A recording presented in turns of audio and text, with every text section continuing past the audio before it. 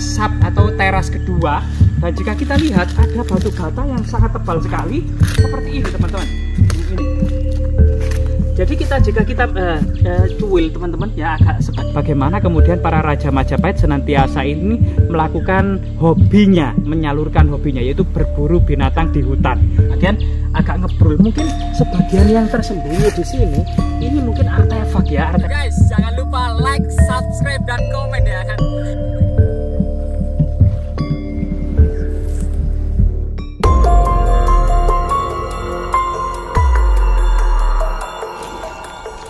Ya, oke teman-teman, saat ini kita menelisik di pedalaman hutan yang diduga bekas perkampungan kuno era Kerajaan Majapahit. Banyak artefak-artefak yang tercecer di mana-mana ya. Baik artefak-artefak yang terbuat dari porselin, tembikar, batu bata kuno ya. Banyak batu bata kunonya dan sangat tebal. Seperti ini teman-teman. Ini ada batu bata kuno dengan ketebalan sekitar 10 cm. Diduga era Empu Sendok. Namun sebagian juga batu batanya itu era Majapahit ya, seperti ini ya. Nah, ini ada batu-batu bata yang ketebalannya juga bervariasi, yaitu di sini ketebalannya itu sekitar 3 sampai 4 cm. Dan ini sebuah area yang cukup luas ya, cukup luas. Dan disinilah masyarakat sering menemukan koin kepeng, batu-batu gandhi seperti ini teman-teman. Nah, ini salah satu yang dikumpulkan oleh warga ya. Jika kita lihat teman-teman, nah mungkin kamera bisa didekatkan, kita akan menyelidiki satu persatu di sini. Ternyata temuan ini antara lain adalah keramik porselin ya, berbagai macam dinasti yang ada di Tiongkok. Ini diimpor selama masa Majapahit atau sebelumnya semaraknya perdagangan ya. Lalu ada bekas semacam pot bunga atau guci-guci ya. Bahkan ada batu-batu gandek ya, batu-batu gandek seperti ini. Diduga ini untuk melembutkan biji-bijian ya, untuk profan, yaitu kebutuhan lah. Seperti ini juga batu gandek, dan ini menyebar di area yang cukup luas. Diduga lebih dari 30 hektar. Bahkan kemudian ada alat-alat upacara seperti ini ya. Nah, jejak alat-alat upacara sebagaimana kemudian yang ditemukan di Trowulan ini mirip dari segi ukuran, motif maupun ragam hiasnya. Bahkan ragam-ragam hias di hiasan-hiasan apa namanya, tiang-tiang kayu yang terbuat dari terakota ini juga memiliki motif-motif seperti era Kerajaan Majapahit ya. Seperti ini ternyata mangkok-mangkok kuno ini juga terbuat dari tembikar. Di selain itu juga ada mangkok raksasa sangat tebal. Coba ketebalannya ini loh, sekitar 2,5 cm. Dan ini sangat berat sekali. Dan ini diimpor ya dari Tiongkok. Dan ini sangat tebal sekali. Atau masyarakat lokal saat ini mengatakan ini tuwung ya, tuwung. Dan ini terakota. Ini adalah lapisan bagian bawah tiang-tiang kayu pada masa lalu. Karena saat ini kita tidak mendapati bangunan istana, mandapa, atau bangunan-bangunan yang seperti itu ya. Karena memang terbuat dari kayu. Bahkan diduga atapnya juga terbuat dari ijuk maupun terbuat dari genting-genting ya. Tapi batu batanya cukup banyak sekali. Selain itu juga ada gigi-gigi ya.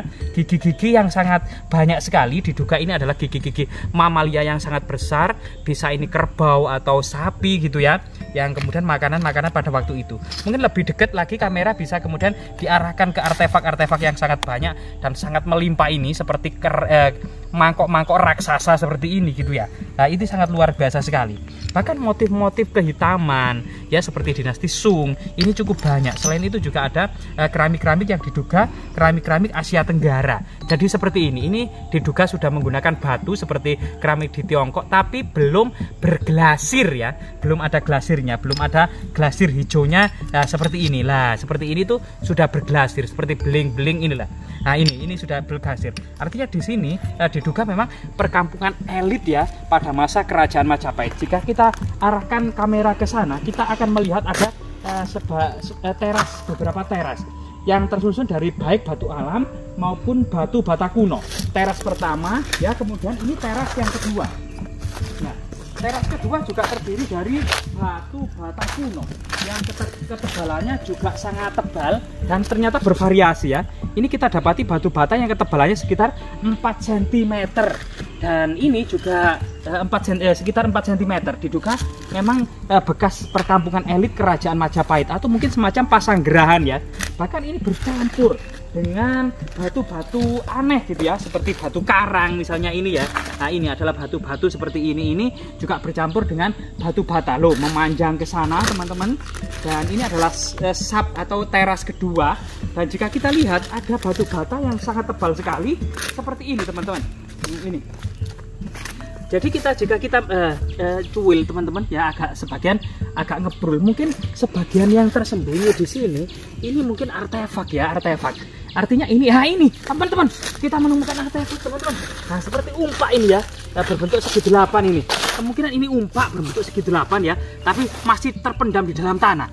Artinya sebagian besar ini ya, sebagian besar yang teras-teras sana juga teman-teman, ini adalah temuan permukaan dan belum pernah diekskavasi ya.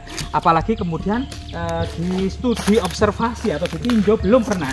Kemungkinan memang di sini memang bekas perkampungan kuno era kerajaan Majapahit ya. Tapi memang membutuhkan para ahli untuk menilai dan meneliti ya. Ada beberapa jejak umpak. Tapi kita lihat ada sub yang keempat. Dan ini bersap-sap itu ya.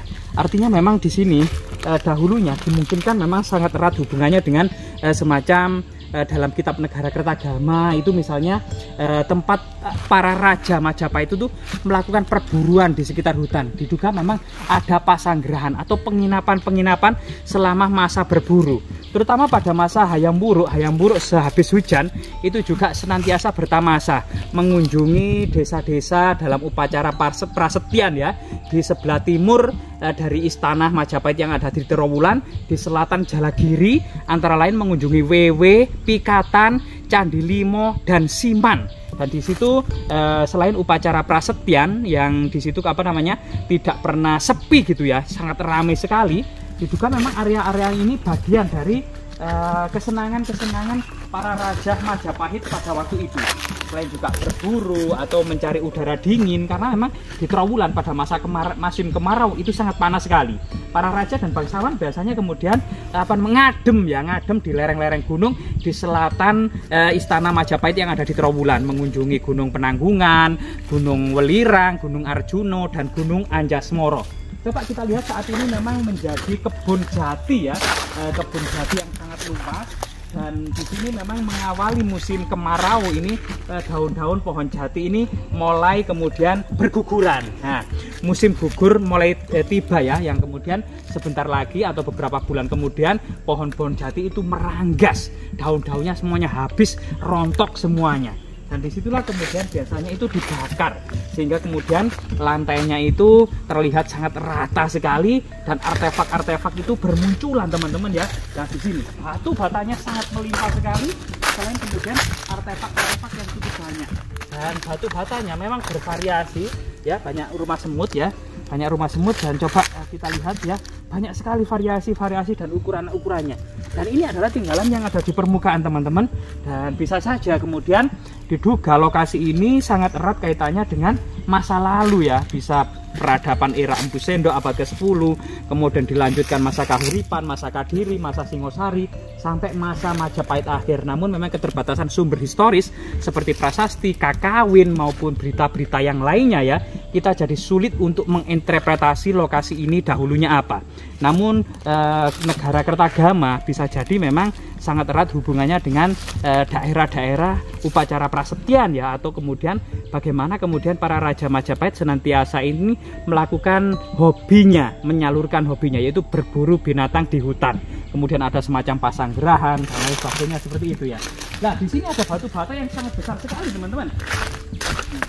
Ini batu bata yang sangat besar sekali, lebarnya ini bahkan lebih sekitar 24 cm ya, panjangnya sekitar 34 cm ya, kemudian ketebalannya ini sekitar 8 cm ya, mengingatkan memang batu-batu kuno, batu bata kuno era abad ke-10. Namun bisa jadi memang ini dilanjutkan terus dan diperbaiki, direhab untuk kemudian kesenangan-kesenangan loh ini teman-teman, tidak sengaja ada cawan bekas semacam buli-buli, tapi ini diimpor dari Tiongkok. Buli-buli atau kendi kecil ya, kendi kecil, entah isi atau untuk upacara atau penerangan atau menyimpan emas dan lain sebagainya ya, buli-buli kecil seperti ini ya.